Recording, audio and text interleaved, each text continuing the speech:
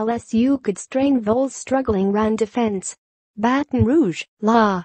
AP, LSU's running back tandem of Derrius Guice and Darrel Williams, the driving force of the number 21 Tigers offense, could be in for a very busy weekend.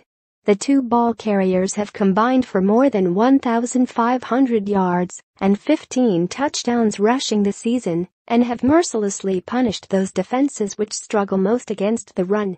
On Saturday, they head to Tennessee, home of the worst run defense in the Southeastern Conference.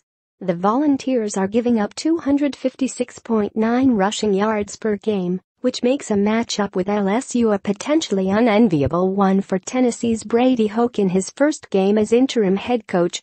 The last time LSU faced a run defense this bad statistically, at Mississippi, Guice and Williams each rushed for well more than 100 yards in a 40-24 victory.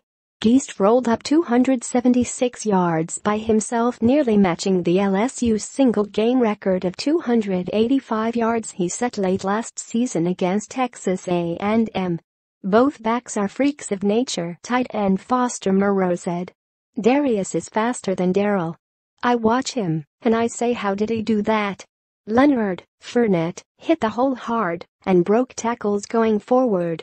Derrius spins and breaks tackles going side to side. Darrel doesn't get tackled by one guy, Moreau added. He has great vision, as you saw on the 54-yard Wildcat play against Alabama on November 4th. Operating in a new offense under first-year coordinator Matt Canada, and behind a beat-up and relatively inexperienced offensive line, LSU rushers still have managed to average 207.9 yards per game, which ranks 5th in the 14-team sect. The Tigers' best games rushing in sect play were 393 yards against Ole Miss and 216 against Florida. The numbers are just numbers, LSU left guard Garrett Brumfield said. The only numbers we focus on are the score, at the end of the game. We're not focusing on what Tennessee has done. We're focusing on us. We have to play disciplined. I'm sure we'll have a great plan. Our job is to execute. The Volunteers' defensive numbers against the run have downright ugly in league play. 4 of Tennessee's 6 SEC opponents have run for at least 272 yards. The Vols' poorest performance came in their 50-17 loss at Missouri last week. Missouri averaged 8 yards per carry, while rushing for 433 yards. A lot of it was the tackling aspect against Missouri, Tennessee defensive tackle Kendall Vickers said. I don't think we tackled as well as we have. It's frustrating, but we've got to move forward. LSU creates a bunch of problems. They have a great O-line. They have 2 running backs who do a lot. Guice, who was bothered by a knee injury during the first half of the schedule, is now just 71 yards shy of recording his second straight 1,000-yard rushing season. Williams is a very versatile threat. Besides his 602 rushing yards, Williams is LSU's number 2 receiver with 18 catches for 241 yards.